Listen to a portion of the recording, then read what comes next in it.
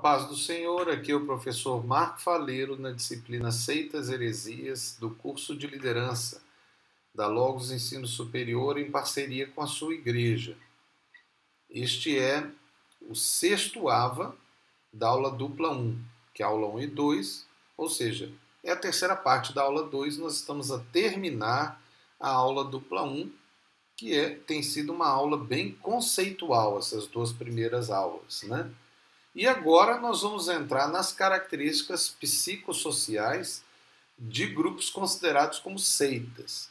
Nós podemos mais considerar o aspecto da seita social, apesar de que as seitas heréticas, em geral, pelos estudos que nós temos tido, elas batem seita social e seita herética. Parece que quando um grupo, mesmo que seja cristão, de origem cristã, começa a se desviar do padrão bíblico, ele começa a cair num erro de conduta que é perigoso.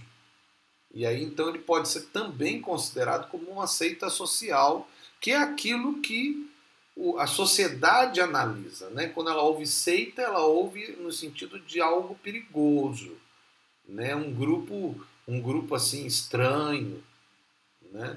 Então nós vamos ver agora, e essas características que eu vou começar a colocar aqui, elas são muito comuns nos livros de seitas e heresias. Mas é bom que você saiba, para que você entenda que existem duas abordagens de análise de seita. O aspecto de seita social e o aspecto de seita herética. Então são duas abordagens diferentes. Apesar de que, como eu disse, às vezes elas se misturam. Mas vamos ver os aspectos psicológicos, porque envolve a conduta pessoal do membro de um grupo que chamamos de seita. Mas nós não vamos ver só o aspecto psicológico, que é a conduta pessoal, mas também o aspecto sociológico, porque há condutas coletivas, que são comuns a esse grupo. Então é comum as seitas sociais terem o mesmo tipo de conduta social e o mesmo tipo de conduta psicológica. Isso é feito através de vários estudos da psicologia, mais especificamente da ciência da religião. Nossa análise é apenas dos grupos religiosos, mas isso é comum a qualquer grupo social humano. Poderia entrar no aspecto de grupos sociais políticos, até mesmo de grupos sociais esportivos. Você vê, por exemplo, torcidas de futebol que tem características de seitas sociais, né? Perigosos, violentos, né? Até mesmo a ponto de assassinar, de matar, por causa do time. É a mesma característica de um grupo religioso. Vira a sua própria religião. Por isso que alguns dizem que o time de futebol vira a religião dele. Pode acontecer com um clube, com um partido político. Nós temos vários casos, como é o caso do comunismo. Na China, por exemplo, o partido político é a religião deles. Eles negam a verdadeira religião e eles praticamente veneram, né, o próprio homem, por causa daquelas teorias absurdas de Karl Marx. Mas nós não vamos entrar nesse aspecto. Nós vamos entrar agora nos aspectos da análise psicossocial daqueles grupos que são chamados de seitas sociais. Então vamos ver um a um. São vários, eu vou ler a cada um, se possível fazer uma pequena análise. Primeiro aspecto, voluntariedade. Os adeptos escolhem fazer parte do grupo, mas normalmente servem como voluntários. Então é muito comum a esses grupos as pessoas serem voluntárias, não receberem nada, né, para fazer o que elas estão a fazer. O segundo aspecto é o exclusivismo. Isto é, uma característica essencial, ou seja, exigir dos fiéis total submissão. Né? Então, não há como pensar em não ter submissão. Não ter submissão é rebelião absoluta. Terceiro ponto é a centralização. A vida do adepto começa a girar somente em volta do grupo. O exclusivismo, aliado à centralização, cria um ambiente de total dependência e de prisão.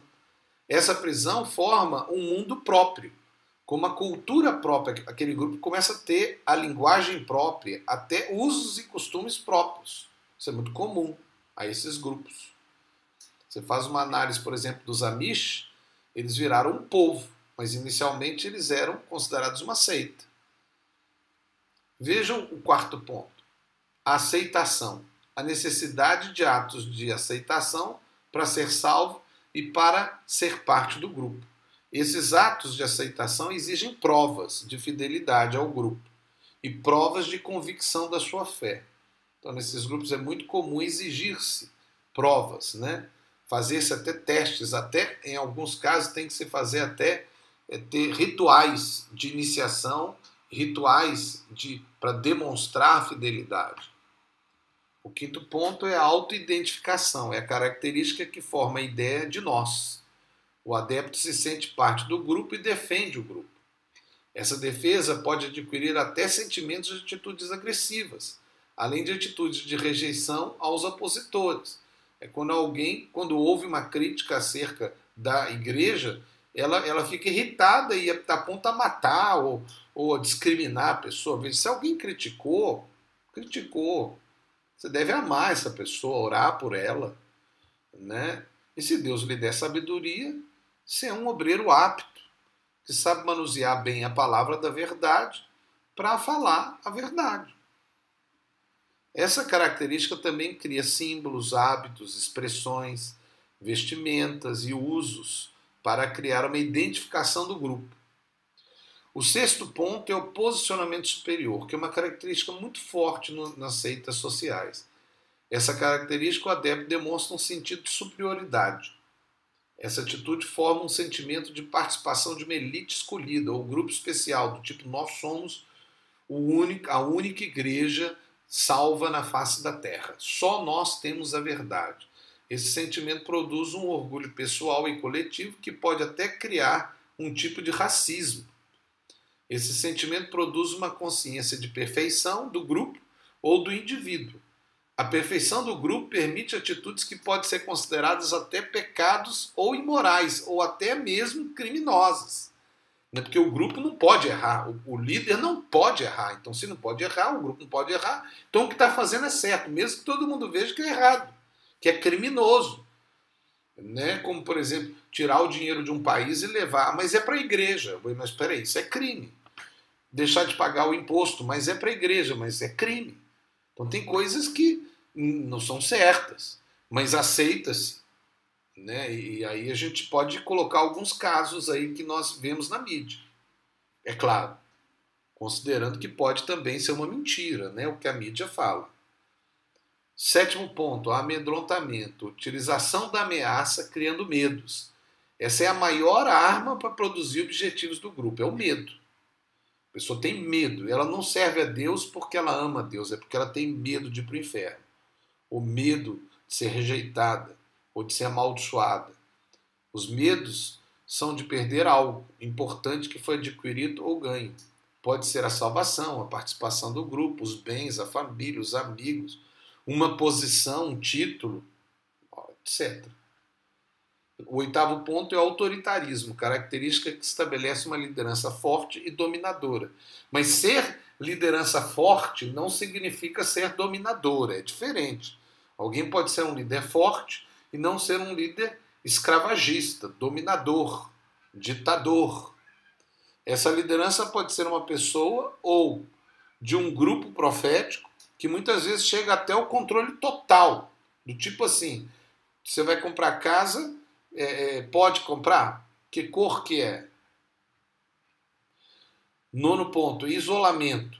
Essa característica forma situações, pois o grupo se isola da sociedade. Esse isolamento produz uma dependência completa dos adeptos, muitas vezes até financeira, além do emocional, familiar e espiritual. Inclusive, o isolamento é um dos aspectos que a gente pode considerar luz vermelha, né? Quando um grupo começa a se isolar e às vezes até sai da sociedade, compra uma fazenda, vai morar num lugar separado. Aí isso, a nível até de estudos, né, de governos, fica-se assim de luz acesa, vermelha. Né? O que está acontecendo? Que o grupo está se isolando.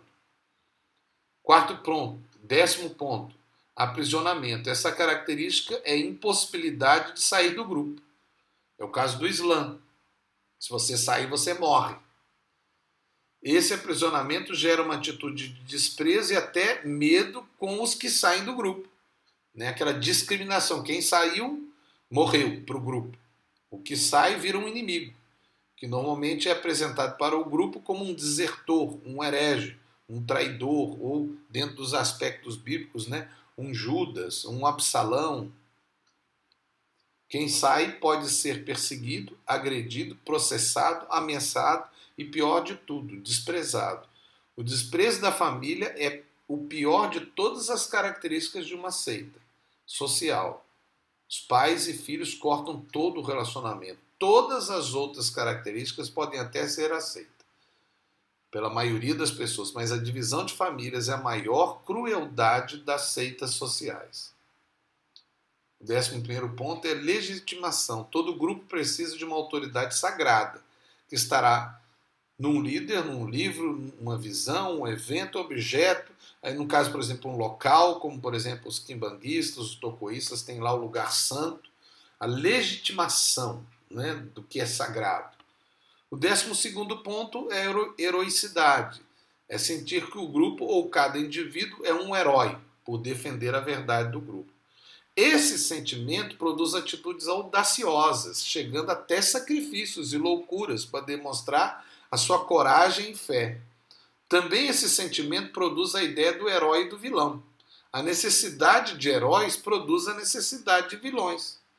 Os vilões produzem heróis. Por isso o inimigo é exaltado e engrandecido. Pode ser até um adepto que saiu, alguém que denuncia, que rejeita o grupo ou suas crenças. Ou pode ser até o diabo. Uma supervalorização do diabo. Né? E às vezes até de governos. Né? Como se todos estivessem contra nós. O 13º ponto, muito comum e muito destacado da maioria das listas, mais especificamente até dentro de seitas heréticas, mas também é comum às seitas sociais, é o proselitismo, que é a marca de todo grupo que segue para um sistema de seita. O sistema de seita é um sistema que está dentro das igrejas. E é das igrejas que saem as seitas cristãs. Devemos cuidar para que essa característica não se torne o sistema da igreja que participamos, porque qualquer um pode ser enganado e ser dominado por uma seita. Qualquer um, é o que nós já temos falado. Aquele que pensa estar de pé, ore para que não caia. E como que você não vai cair? Orando. Mas não só orando no sentido de orar, né? Mas no sentido de estar atento. Estar atento, ouvindo o Espírito Santo, lendo a sua Bíblia, conhecendo a sua Bíblia. Se você não lê a Bíblia, leia a Bíblia todo dia. Conheça ela. Se você só vê a Bíblia, ou lê a Bíblia no dia de culto, ou numa reunião da igreja, alguma coisa está errada com você. Você precisa de ter o seu relacionamento pessoal com Jesus Cristo e com a Bíblia Sagrada. Senão você pode ser enganado. Você viu aí algumas características psicossociais daquilo que a gente chama de seita social, mas que é muito característico dentro das seitas heréticas. Quer dizer, quando um grupo é considerado herético, de fato, que ele está contra a Bíblia, ele normalmente caminha para esse tipo de conduta de seita social. Bom, fica aí para você analisar. Se for o caso, você pega essa aba, volta ela, vê cada uma das características, né? Porque a gente está a terminar agora a primeira aula dupla, que é uma aula dupla bem conceitual. Deus abençoe vocês. Ainda nós temos mais 3 aulas duplas a estudar sobre a disciplina Seitas e Heresias. Aqui é o professor Marco Faleiro, da Logos Ensino Superior de Teologia. Deus abençoe você. Você está no curso de liderança. Em nome de Jesus. Amém.